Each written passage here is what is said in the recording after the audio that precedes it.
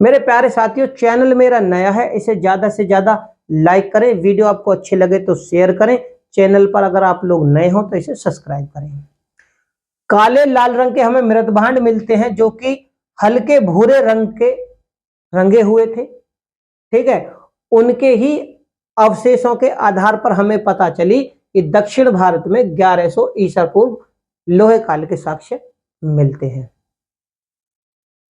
इसके बाद में अब ये तो होगी दक्षिण भारत की घटना। ठीक है, अब उत्तर भारत में आ जाओ। जब उत्तर भारत में क्या है, हस्तिनापुर।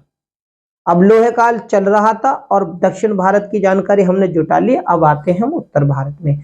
तो उत्तर भारत में हस्तिनापुर का क्या था, अतरंजी खेड़ा। क्या था,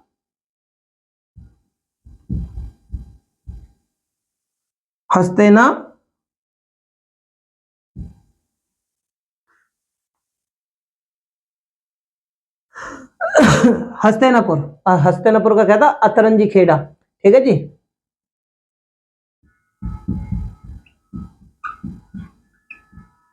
हस्तिनापुर का अतरंजी खेड़ा।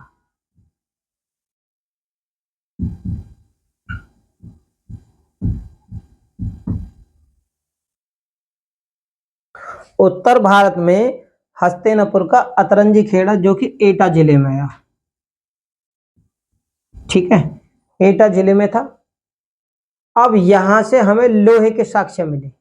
भैया यहां पर जो उत्खनन हुआ या फिर यहां पर जो विश्लेषण हुआ वस्तुओं का या फिर जो खोजी गई वस्तुएं थी, तो यहां से हमें पता चला उत्तर भारत के हस्तिनापुर के अतरंजी खेड़ा, यानी कि जो एटा जिले का अतरंजी खेड़ा था, वहां से हमें 1000 ईसा पूर्व, ठीक है जी, 1000 ईसा पूर्व लोहे के साक्ष्य हमें मिल जाते हैं। ठीक है, यहां पर जो लोहे का इस्तेमाल हुआ था वो 1000 ईसा पूर्व में हुआ था। ठीक है, तो कितने में हुआ था, 1000 ईसा। लोहे के उपकरणों का जो प्रयोग है वो उत्तर भारत के हस्तिनापुर एटा जिले के अतरंजी खेड़ा में 1000 ईसा पूर्व हुआ था। ठीक है, इसके लोहे के हमें यहां से साक्ष्य मिले। तो अब हम लोगों को मालूम चल गई कि उत्तर भारत में भैया 1000 ईसा पूर्व लोहे काल का प्रचलन था, यानी हम लोहे का प्रयोग करते थे। बात करते हैं पूर्वी भारत की। इसी के बाद देखो पूर्वी भारत में, पूर्वी भारत में क्या है, लोहे काल के जो हम अगर साक्ष्य की बात करें हम, तो भाई लोहे का काल था। अब इसी लोहे के काल से अब आप यहां पर जान ले, देखो यहां पे 1100 ईसा पूर्व और यहां पर 1000, यानी दक्षिण भारत में 1100, उत्तर भारत में 1000। और इस सब लोहे के बारे में हमें पता चली 1200 ईसा पूर्व में। अब एक तरफ क्या था उस समय एक तरफ क्या था, वैदिक काल। ठीक है, वैदिक काल उस समय था। और जब ये उत्तर भारत के बाद में हमें लोहे के और जो साक्ष्य मिलते हैं तो क्या है, उत्तर वैदिक काल, यानी ये जो 1200 ईसा पूर्व में क्या था, तो इसके बराबर अगर हम देखें जो इसके साथ जो सभ्यता चल रही थी जो थी वो थी वैदिक सभ्यता। ठीक है ना, यानी लोहे काल के साथ साथ चल रही थी वैदिक सभ्यता। और वैदिक सभ्यता 1000 ईस्वी यानी ऋग्वेद काल था, वो 1000 ईस्वी के बाद समाप्त हो जाता है। यानी उत्तरी भारत के जब हमें यहां से लोहे के उपकरण मिल जाते हैं तो वो समाप्त हो जाता है। उसके बाद में होता उत्तर वैदिक काल, और वो कब तक चलता है, तो 600 ईसा पूर्व तक। उत्तर वैदिक काल 1000 से 600 ईसा पूर्व तक चलता है। और इधर कौन सा था, लोहे काल। लोहे काल 1200 से लेकर और 600 ईस्वी तक, 600-700 ईस्वी तक ये भी चलता है। इसके प्रमाण भी हमें मिलते हैं। अब कैसे मिलते हैं देखो, पूर्वी भारत में कहा है पंडुराज है,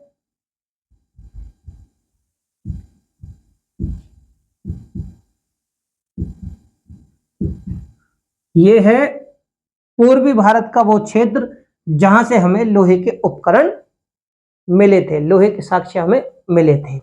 यहां से हमें क्या मिलता है, यहाँ के जो लोग थे लोहे का, उस समय जो लोग थे वो क्या थे, लोहे के उपकरण बनाने में बहुत ज्यादा माहिर थे, लोहे का प्रयोग बहुत ज्यादा करते थे। तो यहां से हमें जो साक्ष्य मिले वो क्या मिले हैं, कि ये जो लोहे के उपकरण बनाने के लिए जिस भट्टी का प्रयोग करते थे, तो यहां से उन भट्टियों के और धातु शोधन के, ठीक है ना, लोहे के जो उपकरण ये प्रयोग में लाते थे, तो यहां से भट्टियों के और धातु शोधन के हमें साक्ष्य मिले हैं। तो लिख लेना यहां से क्या है, धातु शोधन के, धातु शोधन, एक तो धातु शोधन के साक्ष्य और भट्टियों के।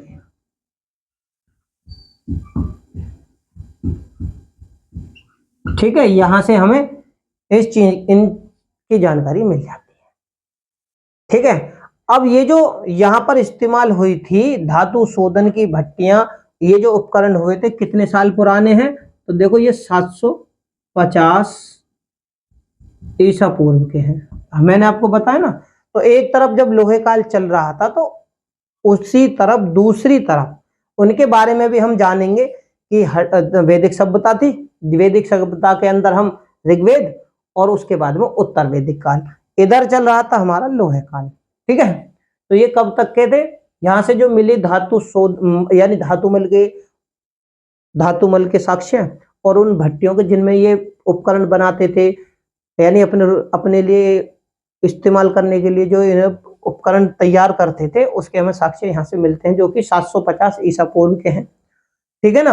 अब भारत में ये जो लोग थे, भारत में इन लोहे के उपकरणों का जो प्रयोग है ना, वो कृषि कार्य में भी होता था। ठीक है ना। अब लोहे का प्रयोग कहां पर होता था, कृषि कार्यों में।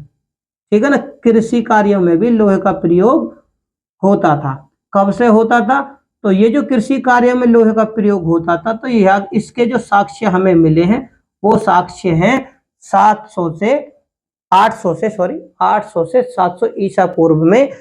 यहाँ के जो लोग थे लोहे काल के, उस समय कृषि कार्यों में लोहे का प्रयोग करने लगे थे। अब कृषि कार्यों में करने लगे थे, अभी तो हम लोहे के साक्ष्यों के आधार पर ये सारी चीजें जान रहे हैं, लेकिन अब देखो दक्षिण भारत में भी, उत्तर भारत में भी, पूर्वी भारत में भी ये सारी चीजें हमें मिली।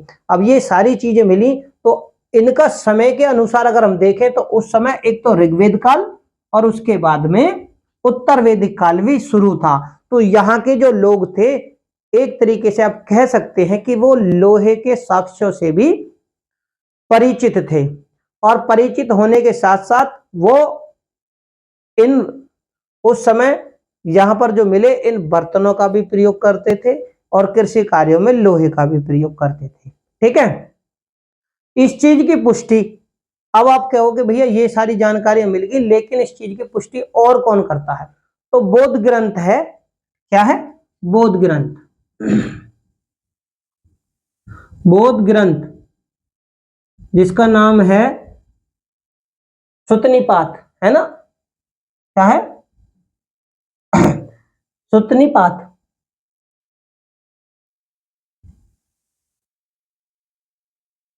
सॉरी, सुत्तनिपत है वो उसका नाम। तो बौद्ध ग्रंथ है जिसका नाम है सुत्तनिपत। ठीक है ना। सुत्तनिपत से हमें ज्ञात होता है कि यहाँ के जो लोग थे, वो लोहे के फाल, हल में लगती है, देखो फाल, हल के जो निचला हिस्सा होता है उसको बोलते हैं फाल।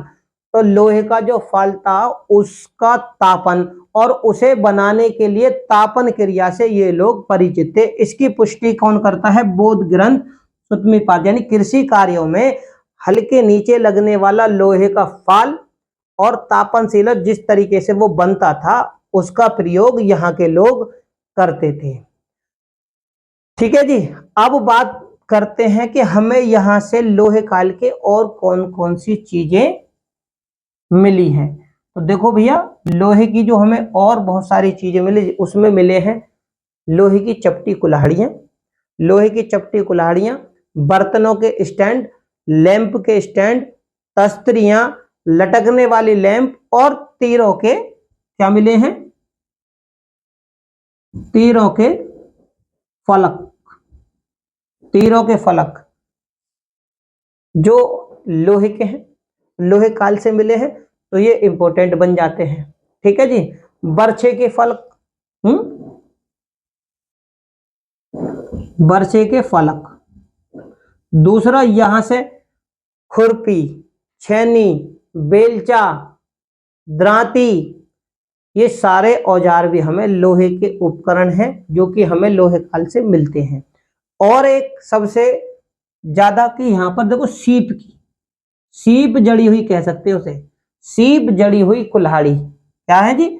सीप जड़ी, सीप जड़ी, सीप जड़ी कुल्हाड़ी। ठीक है, सीप जड़ी हुई कुल्हाड़ी भी हमें लोहे काल से मिलती है। और लोहे के त्रिशूल क्या मिलते हैं? लोहे के त्रिशूल, ये भी हमें लोहे काल से मिलते हैं। लोहे के त्रिशूल भी हमें यहां से मिलते हैं। तो मेरे प्यारे साथियों, चैनल मेरा नया है, वीडियो आपको अगर अच्छी लगे तो इसे ज्यादा से ज्यादा लाइक करें, शेयर करें। चैनल पर नए हो तो चैनल को सब्सक्राइब करें।